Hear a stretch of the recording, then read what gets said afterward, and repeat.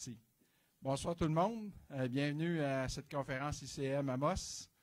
Je me présente, je n'ai pas besoin de ma feuille pour ça. Robert Cloutier, je suis le président de la section ICM à Amos. Le bout important maintenant, c'est le merci aux commanditaires. Tous ceux qui sont dans la salle ici, vous avez eu un cocktail, une consommation en arrivant.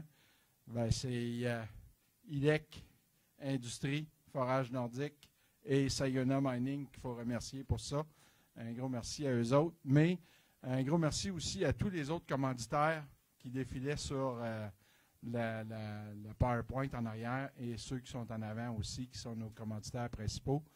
Un gros merci parce que sans ces commandites-là, on ne réussirait pas à faire nos activités.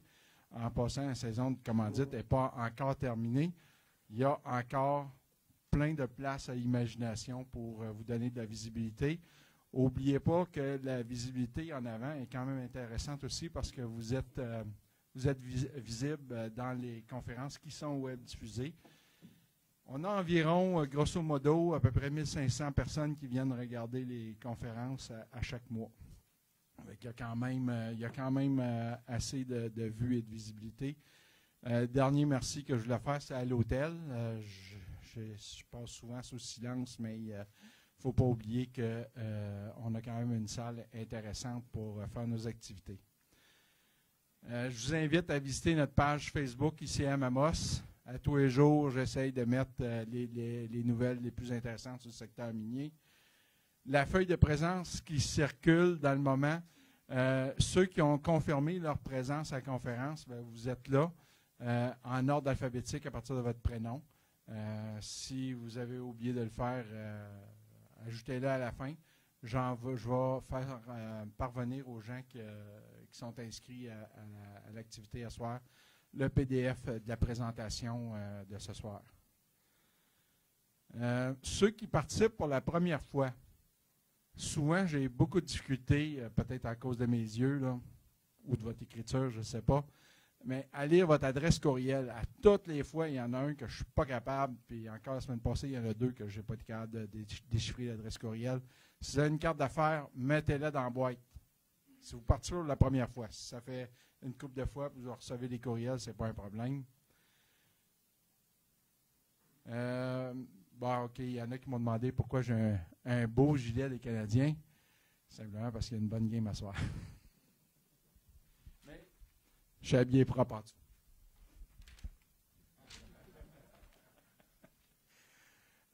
En passant, un gros merci aux membres du CA d'ICM Amos. Certains ont leur polo. Certains ne l'ont pas. La conférence de ce soir est donnée par M. Fred Spidle, vice-président exploration chez Maple Gold depuis avril 2016.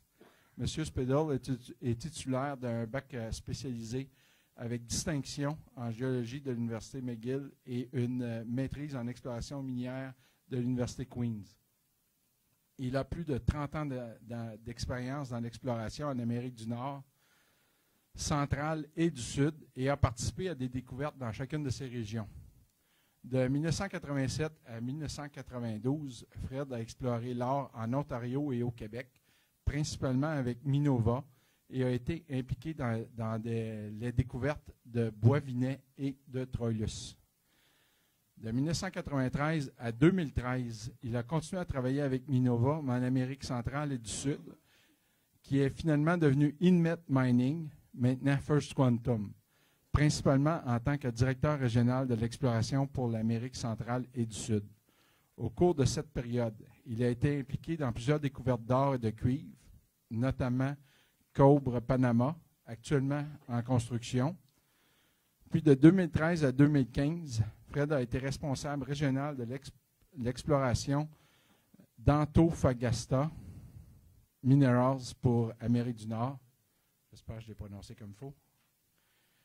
Depuis, il a participé à plusieurs projets d'exploration en tant que consultant au Canada et au Mexique. Merci. Fred.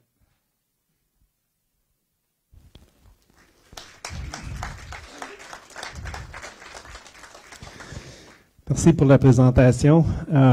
J'aimerais aussi remercier à l'ICM pour m'avoir invité. Puis bien sûr, vous remercier à tous pour être venus. Si bien je suis né au Québec, j'ai grandi au Québec, ça fait quand même un bout de temps que je pratique pas tellement mon français, donc vous allez m'excuser mes quelques erreurs. Bon, fait que vous savez tous que le projet... Je pèse sur le bon piton ici, là. Non. Le pointeur, c'est quel bouton? Ah, OK.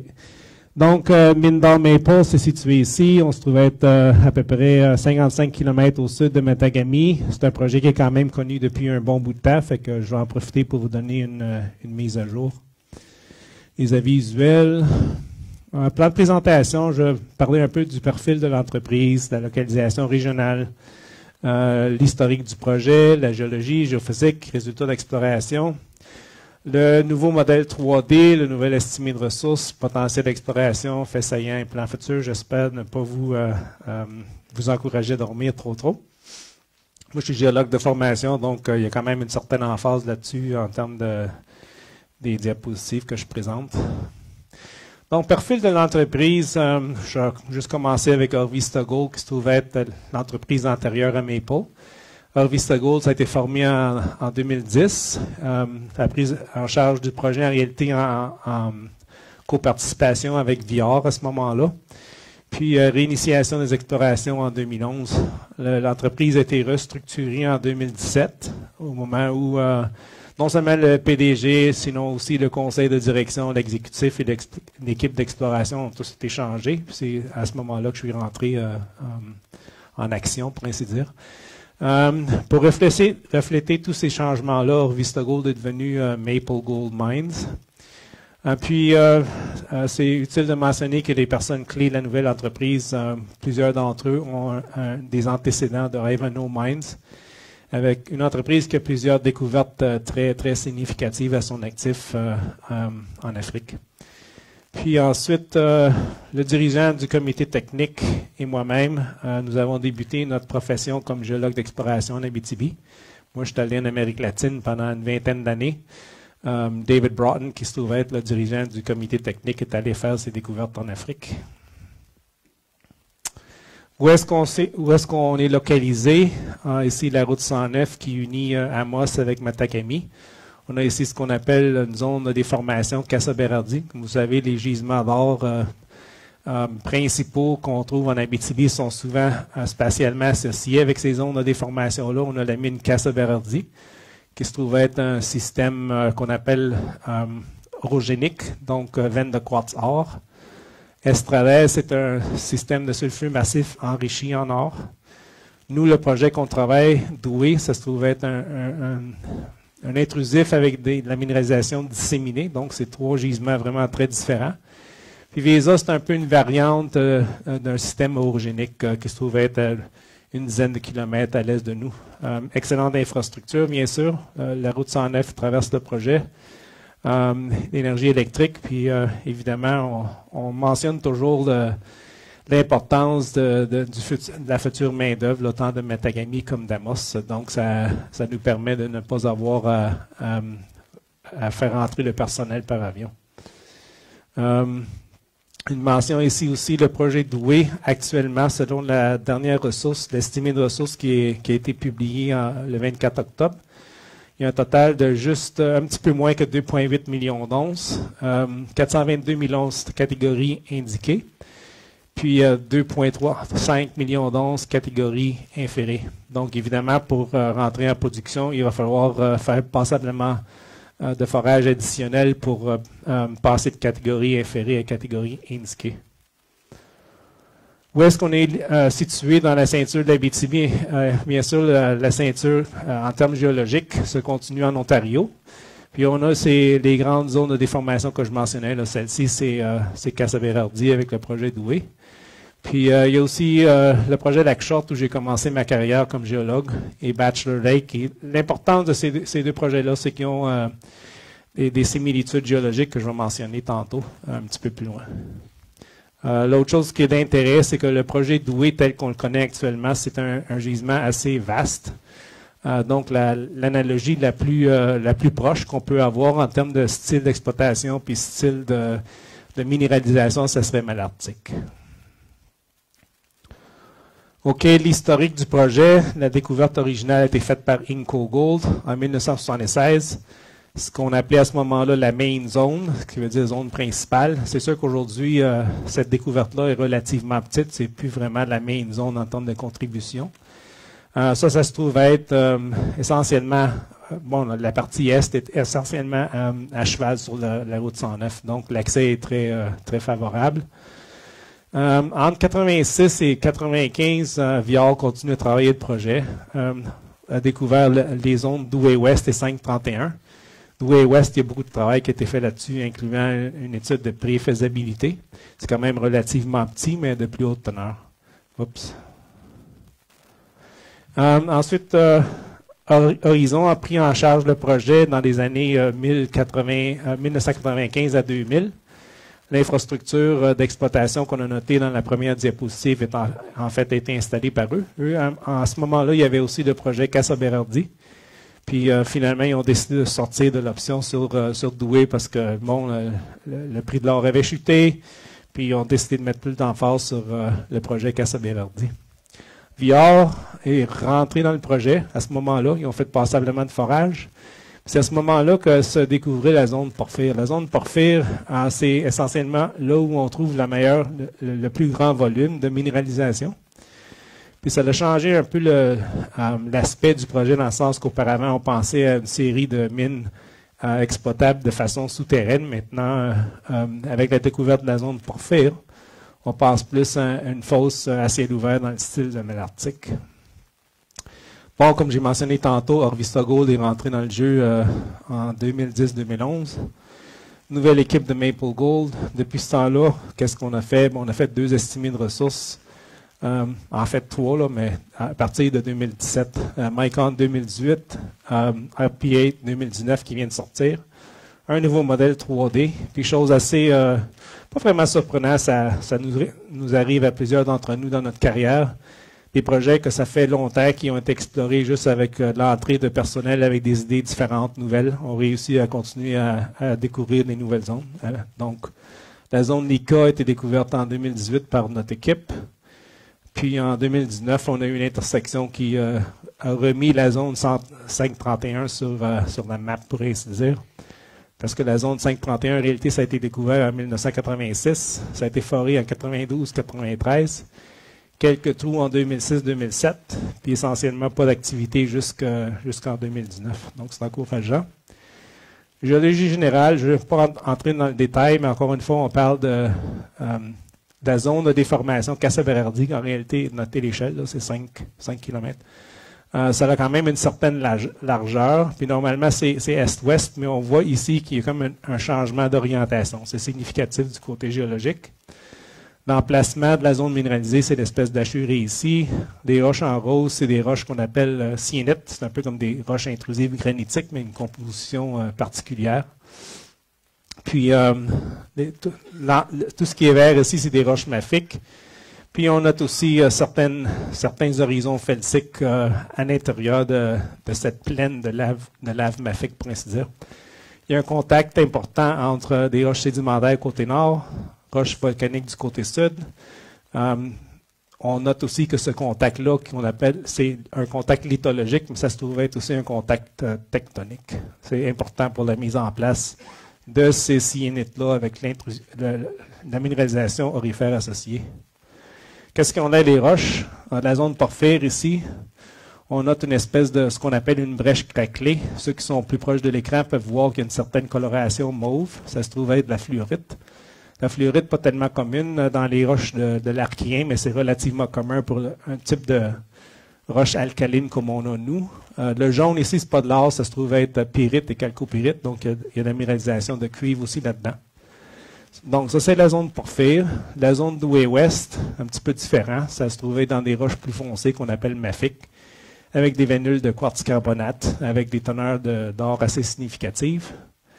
La main zone, la zone principale, vous vous rappelez, c'est là que la découverte originale a été faite. Ça se trouve être un assemblage un petit peu distinct dans le sens que c'est un mélange de roches sédimentaires et roches pyroclastiques, mais avec des teneurs d'or assez significatives.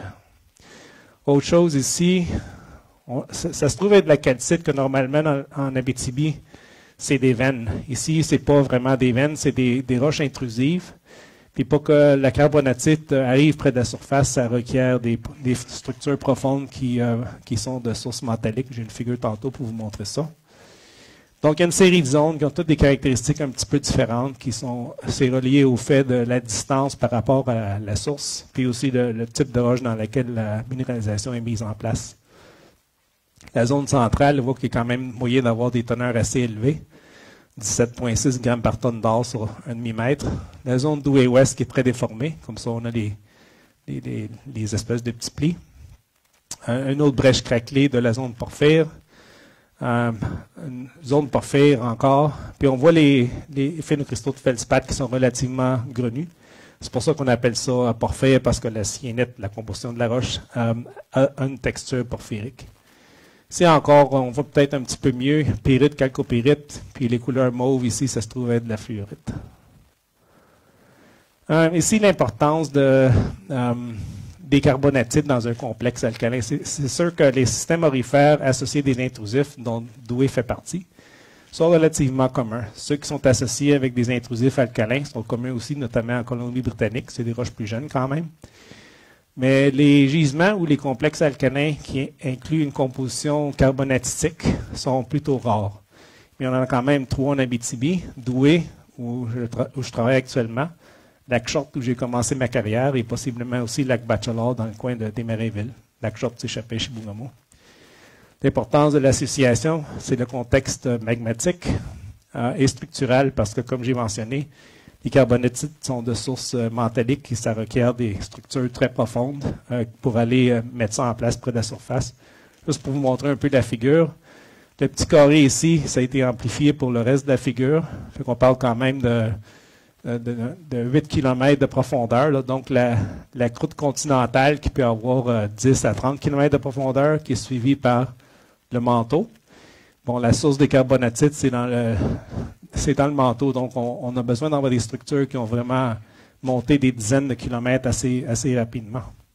Donc, c'est impressionnant. Puis, c'est un peu un style semblable pour la mise en place des kimberdites qui génèrent des diamants. Mais ça, c'est un autre contexte géologique. Bon, on retourne au projet. Juste pour vous mentionner un peu où passe la route 109. C'est à peu près juste de ce côté-là, là. Le côté est de la zone 531. Matagami, c'est plus au nord. Fait que ce que je montre ici, c'est la réponse magnétique du gisement. Donc, on a les couleurs rouge et mauve. Ça se trouve être des hauts magnétiques. Donc, si on met un aimant sur la roche, ça attire l'aimant. Des couleurs plus pâles, style jaune ici, ça se trouve être des dépressions magnétiques. Puis, généralement, ce qu'on voit, c'est que les dépressions, c'est des roches syénitiques, comme je l'ai montré tantôt, ce que j'ai appelé porphyre. Puis, les couleurs plus foncées, ça se trouve être des roches mafiques, comme les roches vertes que j'ai montrées dans la photographie tantôt.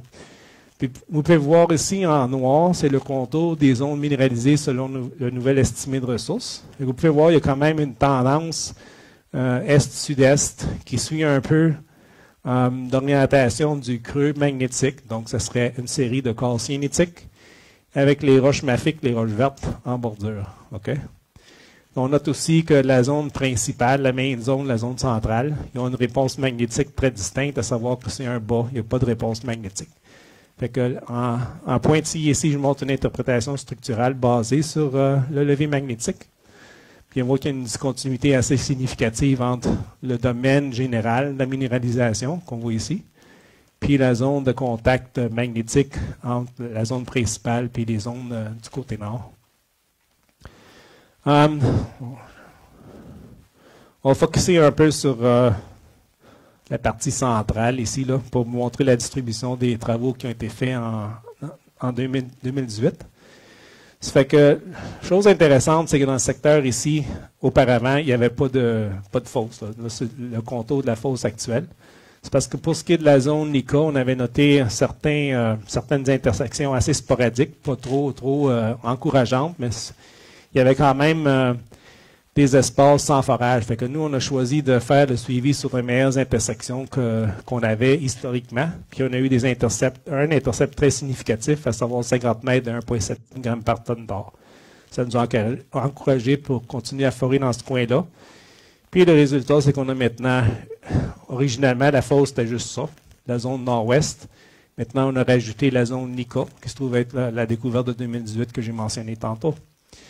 On a aussi des résultats avec des teneurs plus élevées que prévu dans la zone porphyre, style 52 mètres de 3,53 grammes par tonne d'or. On se rappelle que la teneur moyenne du gisement est autour de 1 gramme, donc c'est des choses significatives. Le trou DO18254, 33,5 mètres de 1,12. Le trou 229, 12 mètres de 1,9. Pas toujours, mais souvent, les teneurs élevées que je mentionne ici sont associées avec la présence d'or visible. J'ai une photo tantôt pour montrer quelque chose d'assez spectaculaire. Puis c'est un petit peu difficile de voir, là, mais les traces des trous que je montre ici, il y a des barres vertes. Ces barres vertes-là, ça correspond à la minéralisation de plus de 0,45 grammes par tonne d'or, qui se trouve être la teneur de coupe qu'on utilise actuellement pour notre estimé de ressources. Vous pouvez voir que la zone porphyre est quand même une zone assez continue de minéralisation. On a une concentration assez nette dans la zone d'ouest. La zone Nika est en train de se définir. Puis il y a quand même une série de secteurs, notamment entre 531 et porphyre, entre ici aussi, le secteur ici où on a très peu de forage. Donc il y a encore des travaux à faire. Puis ça nous permet de voir la possibilité de découverte additionnelle. OK, on va regarder la zone Nika, le trou de découverte.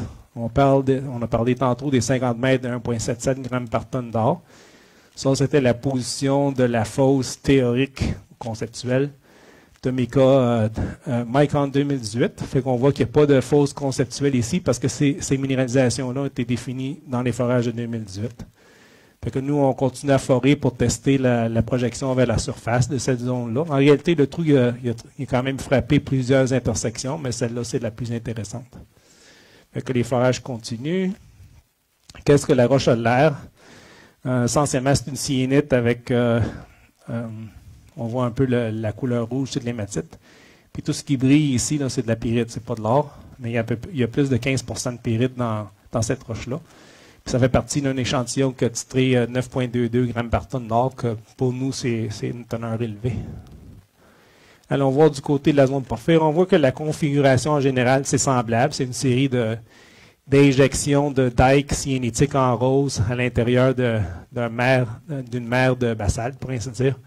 Puis ici, du côté nord, on commence à avoir plus des roches sédimentaires et des tufs. Fait qu'on voit dans la zone porphyre, quand même une bonne continuité de la minéralisation. Le trou 216 qu'on a foré en 2018 qui a donné des grosses teneurs, 52 mètres de 3,53. Mais ça incluait des zones avec l'or visible qui, évidemment, a eu un impact significatif sur la teneur moyenne.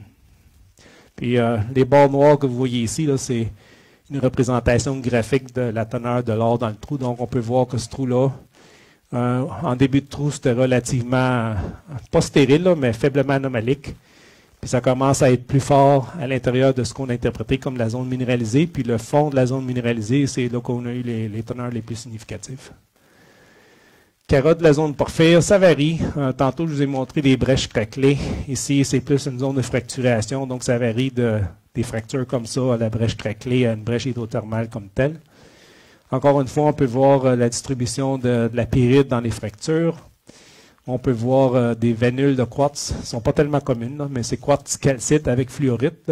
Ici, les zones plus foncées, c'est une certaine teinte mauve. C'est de la fluorite. Cette photo-là vient d'un échantillon qui a donné 186 grammes par tonne d'or avec des anomalies aussi en molybdène, plomb et tungstène. Ça, on parle de 47,6 mm. C'est de la carotte NQ. On continue avec les meilleurs résultats de forage de 2019. C'est sûr qu'on a fait en partie du suivi sur ceux de 2018, mais on s'est concentré sur des zones où on espérait avoir des teneurs plus élevées que la moyenne. Donc, dans le secteur ici, c'est intéressant, un trou de 2012 qui avait fini, le dernier échantillon, c'était 20 grammes par tonne, puis il n'y avait pas eu de suivi de fait là-dessus. Fait qu'on a réussi à rentrer dans le même trou. On l'a rallongé d'environ 200 mètres. Puis on s'est dit, possiblement que c'était un seul échantillon, puis il n'y avait rien après, mais finalement, on a été chanceux, on a eu une minéralisation qui a continué bien au-delà de l'échantillon qu'on avait déjà. Donc, on a fini avec 43 mètres de 1,75 grammes par tonne d'or, assez encourageant. Le trou 256, c'est un trou court qui a été foré près de la surface pour essayer de définir des zones de plus haute teneur qui pourraient éventuellement faire des starter pits. Ça a donné 16 mètres de 1,57, limité par un dike de carbonatite qui a stérilisé la moitié du fond du trou. Dans la zone porphyre, ici, on a eu le trou 258 qui a donné 41 mètres de 1,41 grammes par tonne d'or, aussi encourageant. Puis ce qui nous a particulièrement frappé, c'est le trou 2O19262. Vous vous souvenez, tantôt, j'ai mentionné la zone 531 qui a été découverte en 86, forée en 92-93, quelques trous 2006-2007, puis essentiellement sur la tablette jusqu'en 2019. Les deux intersections que je mentionne ici, 51 mètres de 2,81 plus 21 mètres de 2,55, c'est deux intersections séparées. Ensemble, ça donne une accumulation d'or qui est beaucoup supérieure au trou de découverte original, là, qui était un petit peu plus à l'ouest, puis qui se trouve à être parmi les 5 meilleurs trous qui ont jamais été forés sur Douai. Donc, l'implication, c'est qu'on continue à trouver des zones minéralisées significatives avec des explorations additionnelles. Qu'est-ce que les roches ont l'air? Le trou 256 qui était près de la surface, c'est difficile à voir, c'est une roche lessivée avec plus de 15 de pyrite. Généralement, l'or à Douai est associé avec la pyrite, mais pas toujours dans ces quantités-là. Ici, la zone 531 que je viens de mentionner tantôt, là, la zone de haute teneur. C'est un basalte cisaillé avec des injections feldspathiques ou de carbonate, puis ça fait partie de la photo vient d'un échantillon qui a donné 5,9 grammes par tonne d'or. La zone Nika, en réalité, très semblable à la zone porphyre, un lessivage, pyrite. On voit des fragments de cyanite rouge ici. Ça vient d'un intervalle qui a titré 9,74 grammes par tonne d'or. Donc, encore une fois, des teneurs beaucoup plus élevées que la moyenne du gisement. Qu'est-ce que ça a l'air en section? Le trou 256 que j'ai mentionné tantôt, c'est un trou court. Ce qu'on visait, en fait, c'est la projection vers la surface de la zone minéralisée. Parce qu'éventuellement, les fosses initiales, ça doit nécessairement avoir une teneur plus élevée pour récupérer l'inversion originale dans les premières 3 ou 4 années, parce que sinon, les banques ne financent pas. Donc, ce qu'on a eu, c'est 11 mètres d'1 gramme par tonne d'or. Une teneur moyenne, mais pas extraordinaire. Suivi de 16 mètres à 1,57, déjà plus intéressant. Puis après ça, on a eu un des dikes de carbonatite plus épais qu'on a vu sur le projet à date. Puis la carbonatite, c'est relativement tardif. Donc, c'est injecté en même temps que la fin de la minéralisation, mais ça continue plus tard que la fin de la minéralisation. Donc, dans ce cas-ci, la carbonatite est post-minéralisation et ça finit par affecter la deuxième moitié du trou, à savoir qu'il n'y a pas de minéralisation là-dedans. Et bien sûr, on a tout cet espace-là que pour la campagne d'hiver 2020, on va faire un petit trou court ici pour confirmer que notre interprétation est correcte. Zone porphyre, 2,58, un autre exemple, 19 mètres de 2,46 à l'intérieur d'une enveloppe de 41 mètres à 1,41, se trouve être ici. Ça confirme grosso modo l'enveloppe de minéralisation qu'on avait parlé. Ici, c'est la fosse conceptuelle de Micon 2018. On voit qu'il y a une bonne continuité en profondeur et qu'il faut continuer à forer pour tester la continuité de cette zone-là. Le trou 262, tantôt, j'ai mentionné qu'on a été un peu surpris des résultats. Essentiellement, on est parti du forage historique de 1992, le numéro 41, qui avait donné 18,3 mètres de 1,47, quand même des bonnes teneurs.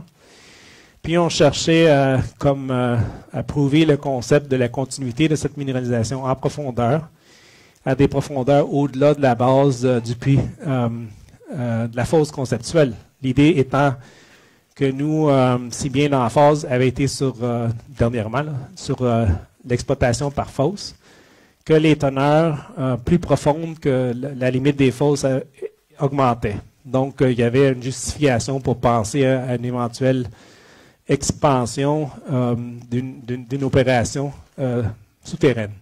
Fait que ce qu'on a eu, en réalité, c'est intéressant. On a eu 3 fois la largeur du trou duquel on faisait le suivi, puis à peu près 2 fois la teneur.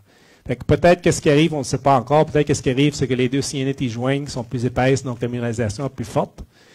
En tout cas, l'intervalle du fond du trou terminait quelques mètres avant la fin du trou. Donc, ce qu'on va faire à la fin de cette année ou au début de l'hiver, c'est approfondir ce trou-là. Chose intéressante, c'est qu'on a eu une intersection plus haut dans la séquence, donc 28 mètres de 2,55. Qu'en réalité, cette zone-là, plus haut, c'est relativement mince. Là. Ça veut dire qu'il y a des changements quand même assez significatifs en profondeur. Puis ça ouvre la possibilité, évidemment, de faire un autre trou, plus au sud, pour tester la continuité verticale des trois zones qu'on a déjà définies, mais aussi la possibilité de trouver des zones additionnelles comme on a fait en 2019, parce que la syénite, en réalité, a continué du côté sud. OK, donc on regarde en plan. Qu'est-ce que ça a l'air? Donc, le trou que je viens de vous montrer, je monte en vert ici, c'est des barres de 0,45 grammes par tonne d'or, donc c'est les deux intercepts importants.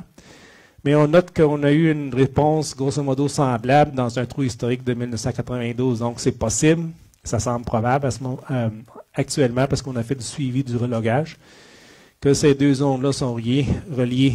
Cela étant le cas, à ce moment-là, on se trouve à avoir un intervalle d'à peu près 400 mètres où il n'y a pas de forage effectif. Je dis pas de forage effectif parce que, par exemple, ce trou ici, si bien le collet est parti dans la zone minéralisée, étant donné qu'il y a quand même passablement de monts-terrain, une fois que le trou est sorti du monts-terrain, il est à l'extérieur de la zone. Donc, ce trou-là, pour ainsi dire, ça ne compte pas. Le trou ici a été foré historiquement aussi. Il s'est arrêté à une trop faible profondeur pour tester la zone minéralisée comme telle, mais on a quand même noté qu'en fond du trou, on commence à avoir des teneurs anomaliques, là, style 0,1 à 0,5 grammes par tonne d'or.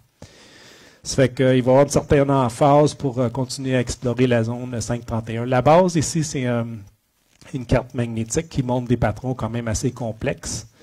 Donc, ce n'est pas une roche mafique homogène, sinon c'est des roches mafiques avec des intervalles felsiques à l'intérieur. Le modèle 3D, ce qu'on montre ici, c'est l'importance de la structure puis de certains aspects de la géologie. Donc, les structures qu'on appelle Casa-Berardi, c'est des séries structures est-ouest. Les structures qu'on appelle Douai, c'est des structures nord-ouest. Puis le jeu entre ces deux sets de structures, ça a eu une influence importante sur la distribution de la minéralisation. En haut, j'en montre les zones de plus haute teneur. En jaune, les enveloppes minéralisées. On peut quand même avoir une impression que Douai, par exemple, ça semble être localisé le long d'une des failles de la structure Casa-Berardi, mais quand on regarde ça en détail, on se rend compte que l'orientation des zones minéralisées comme telles a plus une tendance comme ça. Fait qu'en réalité, c'est deux séries de structures qui étaient actives au même moment, puis qui ont eu une influence significative sur la morphologie de la minéralisation. OK. Juste pour vous montrer qu'est-ce que ça a l'air en section, là, les deux lignes blanches, c'est la trace des sections. Donc, on voit ici la zone Douai-Ouest, la zone Porphyre, la zone 531, que la minéralisation d'autres teneurs près de la surface, il y en a quand même pas mal dans la zone Porphyre. Mais on voit que les zones continuent aussi en profondeur. Là. Puis le fait que les zones ils se ferment ici, c'est relationné pas avec le fait que la minéralisation se termine, sinon qu'il manque de forage. On voit ici les traces des trous, mais toutes les ellipses, c'est des zones cibles qui n'ont aucun forage à l'intérieur. Les flèches, ça montre aussi les possibles continuités de minéralisation de plus haute teneur. Fait que puis on note aussi des secteurs comme ici, par exemple, où il y a très peu de forage. Un autre aspect du modèle géologique, c'est montrer la relation entre les zones de plus haute teneur, donc les blocs rouges, avec la syénite. La syénite, en réalité, c'est tout ce qui est en rose ici. C'est pas un corps, un pluton, qu'on peut souvent voir dans ce type de minéralisation-là, sinon que c'est une série de filons très, très répétés. Donc, entre les filons, on se trouve à avoir des basaltes altérés.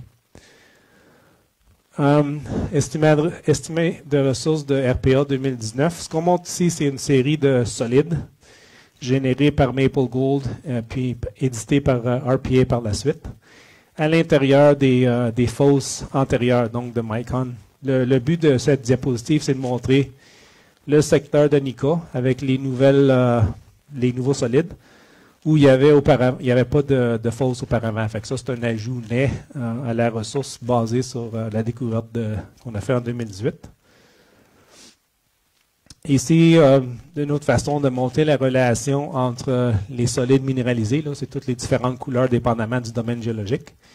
Puis la distribution de la syénite, c'est l'espèce de couleur verte ici. Fait qu'on se rend quand même compte que la zone porphyre, la zone Nika, les petites zones ici, sont ce que moi j'appelle proximales, à savoir que la minéralisation réfère être directement associée à la présence de syénite. Par contre, quand on s'en va plus loin, comme la zone 531, la zone d'ouest, c'est plus distal. On a des manifestations d'altération, déformation, ainsi de suite. Mais il y a relativement peu de syénite. La main zone, comme j'ai mentionné tantôt, réponse magnétique très distincte. Zone centrale très distincte. Donc, une espèce de distribution double, si vous voulez, entre minéralisation proximale puis minéralisation distale. Puis c'est sûr que les roches hautes varient, là. Dans le sens que d'ouest, c'est une roche haute mafique, la roche verte foncée que j'ai montée tantôt. Zone 531, même chose. Main zone, bizone centrale, c'est surtout des roches sédimentaires et pyroclastiques. Puis dans ce secteur ici, évidemment, il y a beaucoup de syénite. Fait que ça change un peu l'aspect de la minéralisation. Maintenant, les chiffres, bon, j'ai indiqué un peu tantôt, là. Qu'est-ce qu'on avait maintenant? On a 422 000 onces indiquées, 2,04 inférées à l'intérieur des fosses conceptuelles. Mais pour la première fois, on a aussi ajouté les ressources souterraines. C'est comme une ébauche, je pourrais ainsi dire, parce qu'on n'a pas tellement de forage profond. Ça nous a donné 300 000 onces, puis c'est ouvert, je vais vous montrer ça avec une figure tantôt. Donc, la somme totale indiquée, les mêmes 422, inférée dans la fosse et souterrain 2,35, donc un total de un petit peu moins de 2,8 millions d'onces. Pour ceux qui sont dans le domaine, là, juste pour vous montrer un peu l'effet des changements de la teneur de coupe. Donc, nous, on a choisi de rapporter la ressource à une teneur de coupe de 0,45. Évidemment, si on augmente la teneur de coupe, on termine avec une teneur moyenne plus élevée, de 1,83 pour l'indiqué, puis 1,25 pour l'inféré. Donc, c'est quand même intéressant dans le sens que si on augmente la teneur de coupe, on a un gisement qui est plus petit, mais avec des aspects économiques peut-être plus intéressants. Puis c'est sûr qu'il y a aussi un impact environnemental, mon espagnol me trahit, pour une fosse qui est plus petite, puis une composante souterraine d'une éventuelle exploitation. Qu'est-ce que ça a l'air en termes de fosses? Bon, on voit ici la distribution des nouvelles fosses de RPA. La nouvelle découverte de Nika, la distribution des teneurs. Donc, les teneurs les couleurs rouges, roses, ainsi de suite, c'est plus que 2 grammes par tonne d'or, puisque j'ai mis dans les sacs, c'est des zones minéralisées de plus haute teneur, où on a relativement peu de forage. Tous les forages qui ont été effectués à date, leurs traces sont montrées ici. Comme j'ai mentionné tantôt, il y a des secteurs qui pourraient éventuellement être la continuité le long de la tendance, là, où il n'y a aucun forage, il y a très peu de forage. Donc, ici aussi, là, il y a très peu de forage. Fait qu'il y a encore beaucoup de possibilités pour des découvertes additionnelles dans le style de Nika. Parce qu'en réalité, Nika, c'était une ellipse dans le sens que peu de forage. Ça, je le montre ici, là. Fait que, en 2018, on avait une ellipse ici qui nous avait paru très attrayant. Fait qu'on a foré ça, puis maintenant, on a une fosse de plus. Qu'est-ce que ça a l'air en section? Ça, c'est, encore une fois, les fosses. Les ressources qui ont été définies souterraines, les blocs. Donc, une teneur de coupe plus élevée parce que c'est plus cher d'exploiter souterrain. Puis, les ressources de 300 000 onces que j'ai mentionnées tantôt, c'est simplement celles qui sont à l'intérieur de ces formes-ci, qui pourraient être analogues à des éventuelles shapes, pour ainsi dire, d'exploitation souterraine. Donc, tous les blocs à l'extérieur des zones vertes, c'est des blocs minéralisés de plus d'1 gramme par tonne qui ne sont pas inclus dans la ressource parce qu'il n'y a pas assez de forage pour pouvoir le justifier. Ça prend quand même au moins 2 forages par zone pour pouvoir l'inclure. Donc, ça nous ouvre le potentiel d'exploration assez significatif sur l'intervalle vertical qui est déjà foré. On parle quand même, regardez l'échelle ici, là, 300 mètres. En bas d'à peu près 400 mètres vertical, il y a très peu d'informations. Puis on peut évidemment assez facilement s'imaginer la continuité en profondeur des zones actuellement définies qui sont montrées par les ellipses. Maintenant, parler un peu des cibles d'exploration régionale. Dans la présentation jusqu'à date, je me suis concentré sur le secteur de ressources ici, là, avec la cyanite qui est montrée en rose. L'interprétation structurale de la zone de déformation Casa-Berardi est quand même une zone de dilatation ici interprétée. Fait que nous, on a fait la cartographie en 2018. Les zones rouges, ça se trouvait des zones avec des anomalies de métaux de base, donc cuivre-zinc. On a aussi fait un programme de forage de Monterrey, complètement à la partie ouest de la propriété, où on a eu des anomalies en or. C'est intéressant à noter que l'extension interprétée est de l'horizon Estrades, ça continue ici, puis ça chevauche une des anomalies qu'on a eues. Puis un autre horizon semblable, le Newiska, qui suit, dans les deux cas, ça suit une roche de couleur jaune ici, qui se trouvait des volcanites felsiques. Donc, sur le projet comme tel, il y a du potentiel non seulement pour le style de minéralisation à l'intérieur, disséminé dans des intrusifs, sinon aussi de style VMS, puis ça, éventuellement, ça peut être de style VMS aussi. Je vais mentionner qu'on a fait un levé géophysique en hiver 2019, dans le but de voir s'il y avait la possibilité d'un autre système semblable à Douai dans ce secteur-là, parce qu'on avait des raisons pour le croire. Puis finalement, ce qu'on a eu, je pense que j'ai une autre figure, donc la zone de ressources avec tous les forages qu'on a fait. La grille de géophysique, c'est des lignes aux 400 mètres. On a fini par avoir une anomalie ici d'à peu près 3,5 km de long avec un seul forage. Dans un intervalle que je montre ici en vert, qui se trouve être l'intervalle stratigraphique et structural où se trouve la mine Vesa. Puis à l'est, la mine Vesa, c'est une teneur moyenne de 5,9 grammes par tonne. C'est une lentille d'à peu près 450 mètres de large, donc à peu près entre deux lignes. Essentiellement, on a une possibilité de découvrir des ressources additionnelles de style Vesa, dans le même style de roche ici, à quelques kilomètres à l'est de la ressource actuelle. Fait que l'intention, c'est de fermer la grille de géophysique pour mieux définir des sites de forage, puis faire une coupe de forage de tests pour voir à quoi ça correspond, l'anomalie de chargeabilité qu'on a ici. Fait saillant et plan futur. Les nouvelles zones minéralisées continuent à être découvertes après 43 ans d'exploration. C'est intéressant, juste dans mon expérience personnelle, de faire un parallèle avec le gisement Cobre-Panama. Au Panama, c'est un autre style de gisement, mais ça a été découvert en 1969. Ça a été travaillé par Minova dans les années 90. Ça a été repris à peu près 2005-2006. Puis, il y a eu une nouvelle zone significative qui a été découverte à ce moment-là. Donc, il y a toujours la possibilité de rajouter aux ressources à des gisements si l'ampleur de la propriété est suffisante pour nous laisser l'espace pour ainsi faire. Un excellent potentiel d'exploration le long de la zone de déformation Casa-Berardi. En fait, comme j'ai montré tantôt, la propriété Douai chevauche un segment de 55 km le long de cette zone de déformation-là. Puis, en réalité, la quantité d'exploration qui a été faite sur la zone de déformation est relativement limitée. Comme fait saillant, c'est la mise à jour du modèle géologique, structural et de blocs avec les nouvelles données de l'hiver 2018-2019, incluant bien sûr aussi toute l'information du modèle 3D. Un nouvel estimé de ressources qui inclut maintenant la composante souterraine avec beaucoup de potentiel d'exploration. Actuellement, ce qu'on est en train de faire, c'est définir les sites de forage en cours pour l'hiver 2020, incluant le secteur de ressources et aussi d'exploration. On continue à travailler le reste de la propriété, pas juste le secteur de minéralisation connu. Les études d'aspect économique à débuter sous peu, c'est essayer de mieux comprendre la distribution de l'or, mieux comprendre la métallurgie, mieux comprendre la géotechnique. Ça a des implications significatives en termes de ressources parce qu'on pense, par exemple, l'orientation de la fosse. Si les pentes sont inclinées ou moins inclinées, ça a un impact significatif sur la quantité d'onces qu'on pourra éventuellement exploiter. Puis, bien sûr, on cherche des partenaires afin d'accélérer le rythme des explorations. C'est sûr que, comme sont les choses aujourd'hui en termes de marché, c'est difficile de lever des fonds significatifs. Donc, si on veut faire une campagne de forage de 30 000 mètres, ça prend pas mal de fonds. Fait que quand je me suis joint à l'équipe en 2017, on a foré 22 000 mètres. En 2018, on a foré un peu plus de 6000 mètres. Puis probablement pour...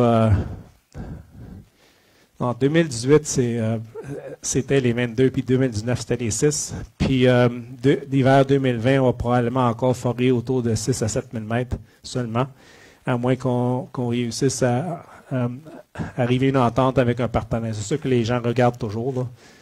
C'est assez difficile d'ignorer un gisement de 3 millions d'onces qui est encore en attente d'être exploité. Juste question de motivation. Ça, c'est l'échantillon avec la plus haute teneur qu'on a eue sur le projet historiquement. Fait qu'on c'est pas une erreur de frappe, là. C'est vraiment 2888 grammes par tonne d'or sur 1,5 mètre. On voit ici, c'est pas de la pyrite, là. C'est de l'or essentiellement massif, très peu de pyrite. C'est associé avec une zone de silification qu'on voit ici, là. Une impression de texture un peu plus floue.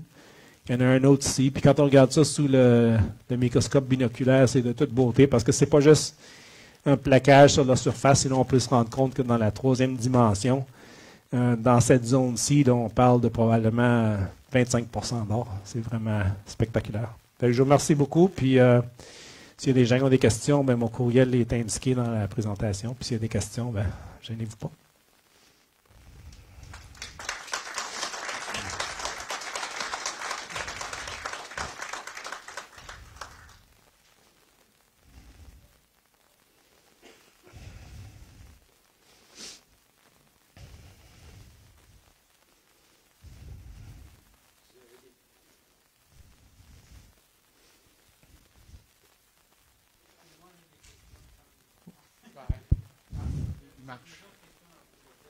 OK.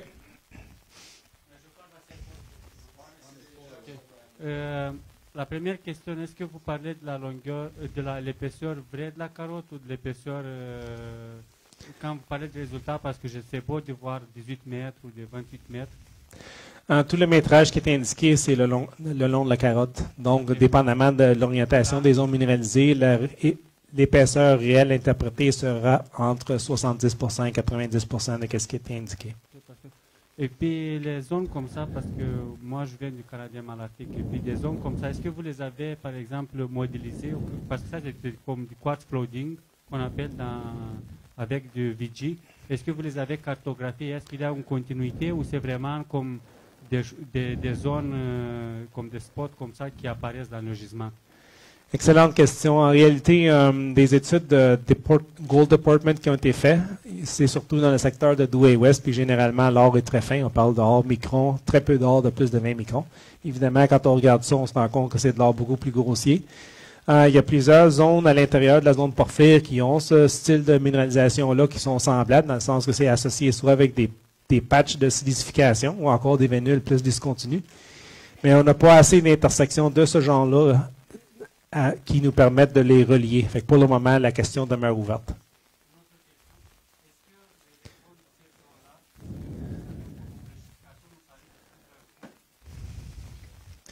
Généralement, la minéralisation aurifère de plus haute teneur est associée avec la perméabilité dans la roche. La perméabilité dans la roche est généralement reliée à des zones de contact, comme on n'a pas affaire à un seul pluton, sinon une série de filons.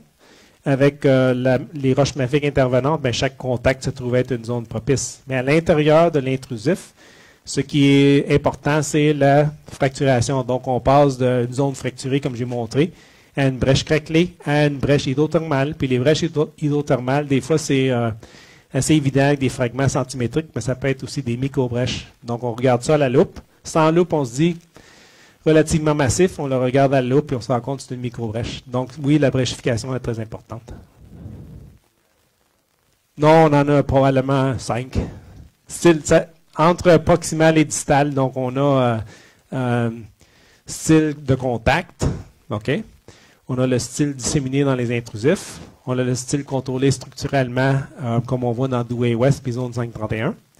Puis après ça, on a des zones périteuses, comme on voit dans la main zone et la zone centrale. Mais en réalité, toutes ces variations-là, ça a à voir avec si on est proximal ou distal par rapport au complexe intrusif, puis la nature de la roche haute, puis les altérations associées. C'est un seul système hydrothermal en réalité. Je veux dire que vous avez un style de minéralisation lié à la minéralisation empirique. Et vous avez aussi des migrations comme VG, Visible Gold.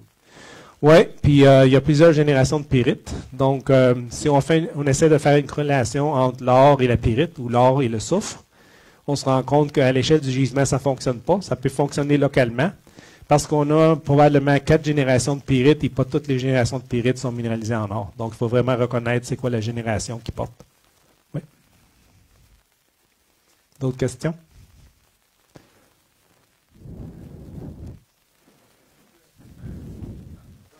Attends, parce que les gens en ligne, ils n'entendent pas. Est-ce que tes dagues de carbonatite ont été datées? Pas sur le projet. Il y a une datation sur une syénite. La source exacte n'est pas connue. Ça a donné, si je me souviens bien, 2700 quelque chose. Très semblable, essentiellement identique à certains intrusifs de Malartic ont aussi été datés. Puis probablement un petit peu plus jeune que la carbonatite de Lac-Short qui a été datée. Donc, c'est quand même des roches.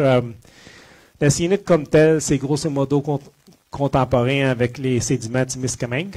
Je pense que Pierre Pilote a fait une datation sur le groupe de Taïbi, puis ça donne des dates corrélables. Puis le complexe alcalin comme tel s'est mis en place grosso modo en même temps que les sédiments du Témiscamingue, avec la carbonatite étant une phase relativement tardive, mais pas nécessairement post-minérale. On voit une espèce de chevauchement, si vous voulez dire, entre la fin de la minéralisation puis la continuité de la carbonatite. La carbonatite est rentrée vers la fin, mais chevauche l'étape de minéralisation. C'est sûr qu'on peut dire que possiblement la minéralisation dans la carbonatite, c'est de la remobilisation. Possible.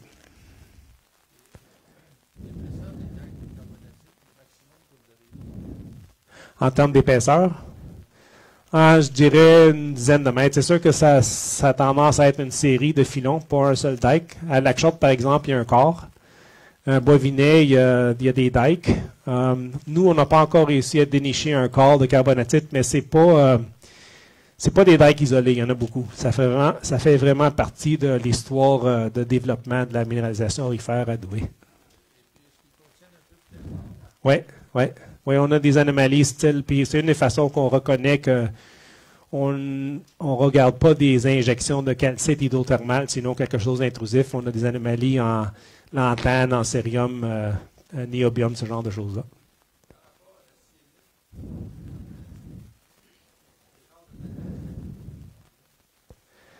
Comme je vous dis, pour Douai, il y a une seule date, que ça va être pour quelque chose qui a été décrit comme une syénite, mais il n'y a pas de description détaillée. Puis, je n'ai pas encore de datation pour la carbonatite. Mais les relations de recoupement de terrain indiquent que, bon, on dit la syénite. En réalité, ce n'est pas la syénite, c'est un complexe intrusif. Les textures varient depuis aplétique jusqu'à pegmatistique, en passant par porphyrique. Puis, en général, la syénite a commencé beaucoup plus tôt. La carbonatite recoupe les phases tardives de la syénite. Donc, c'est une espèce d'évolution du complexe, puis chose que je n'ai pas mentionné, mais en plus des roches plus felsiques, on a aussi des espèces de gabbros bizarres, alcalins, avec des grenats magmatiques. C'est vraiment assez spectaculaire. Autre question? N'oubliez pas en ligne, si vous avez des questions, vous pouvez les poser.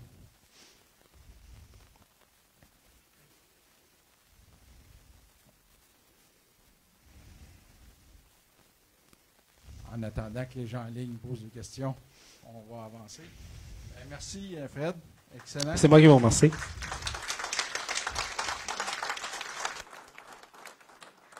S'il y en a qui n'ont pas pu parce qu'elle n'a pas circulé, signer la feuille de présence, vous pouvez le faire.